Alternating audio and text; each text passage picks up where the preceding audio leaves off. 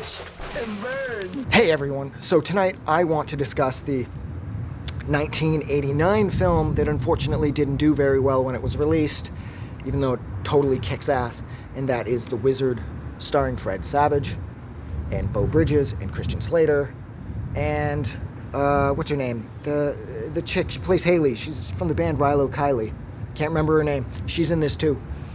What this tells the story of is that Fred Savage's little brother, Jimmy, he's been institutionalized because something traumatic happened to him back when he was a little kid. He watched his twin sister drown, and since then he hasn't been able to talk, and he definitely isn't able to emote or communicate really in any way. And so Corey doesn't like this, so he goes and totally breaks Jimmy out of the institution that he is now living in, and they decide to go cross country, and they just decide to get out of there and sort of start. Oh yeah, that's right, it's May 2-4 weekend. That's why there's all the fireworks. But anyways, yeah, Corey and Jimmy decide to take off and Corey decides to take Jimmy and hit the road. All the while, his father, played by Beau Bridges, and his brother, played by Christian Slater, are in hot pursuit, as well as his mom, who is now remarried to this complete douchebag who doesn't care about Jimmy at all, and they hired this asshole private investigator who apparently specializes in getting kids back to hunt them down too. But very quickly, Corey discovers that Jimmy is like a video game prodigy. He's like an auteur when it comes to, a savant when it comes to anything with a joystick and buttons. And very soon after this, they meet Haley, who's in Rilo Kiley. I completely sort of merged the band name into Riley. Her name is Haley, and I had the biggest thing for her when I saw this movie because she was older than me, and I thought she was a woman.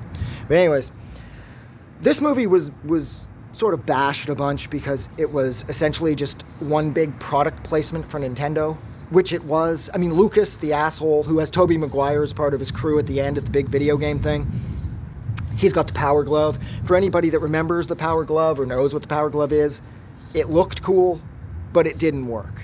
You were supposed to be able to put it on, and then you punch in a bunch of shit, and then you could steer a car by doing this, and you could fire your weapons by, doing this with your hand or whatever. It looked amazing, and I know that it worked a little here and there, but overall, it didn't work. It just looked cool.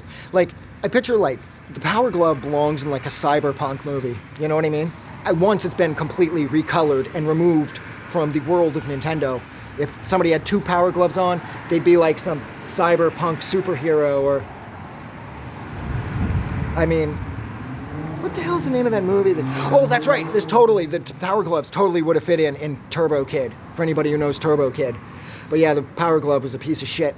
But yeah, essentially, that's what this movie is they're moving towards, from place to place, beating people at video games and sort of hustling them and raising the funds that they need in order to get out to, I believe it's California, where they're having this massive video game expo, and there's a huge cash prize.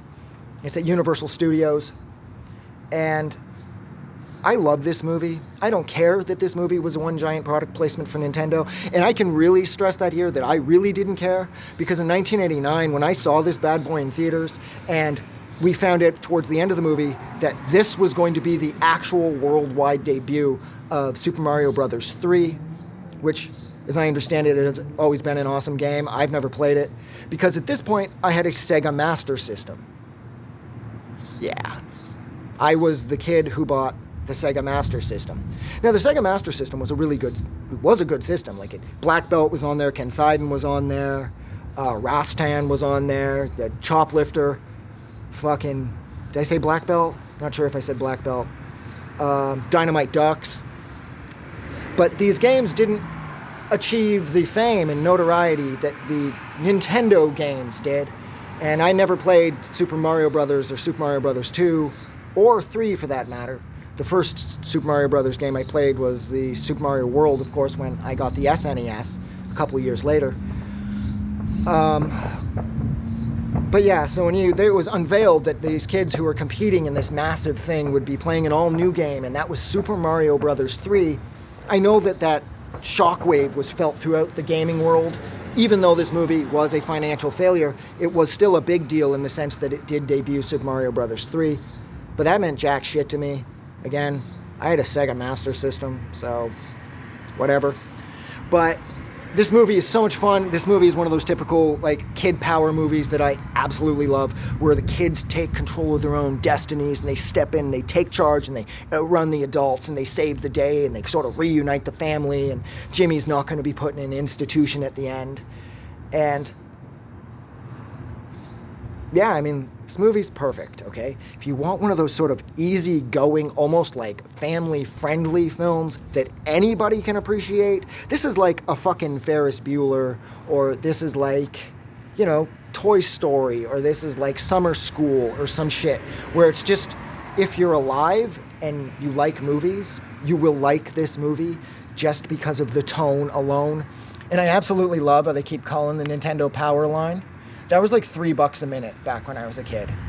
And like everybody wanted to call the Nintendo Power line for assistance. And I remember I knew a couple rich kids at school who did. And those guys were good. I read this huge article online where they talked to somebody who worked for Nintendo Power, and they talked about like how it was at the offices, and like how they helped people now. They had binder after binder filled with everything to do with every game they could possibly think of from Nintendo's catalog. And the guys made it sound like it was a rad place to work. If I think of it, I'll put the link to the interview with that guy, assuming it's still online. I'll put it in the description. But yeah, this movie is super fun, and I don't give a fuck about how it was pushing Nintendo's products, mainly because Nintendo kicks ass. Even though at this point in my life, seeing as how, again, I had a Sega Master System, I didn't really know that. But Nintendo, as of the SNES, would rule my world just like it would rule everybody else's. Right up until now, with the fucking Switch and shit, Nintendo is amazing. Oh my god, those roller skates look amazing.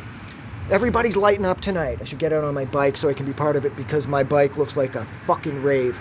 But anyways, look, I'm gonna go. So thank you so much for hanging out with me while I discussed the little known and yet often loved 1989 film The Wizard. Like always, if you like this review, don't forget to do something nice for somebody. But please, most importantly, do not forget that the world is a better place because you are in it.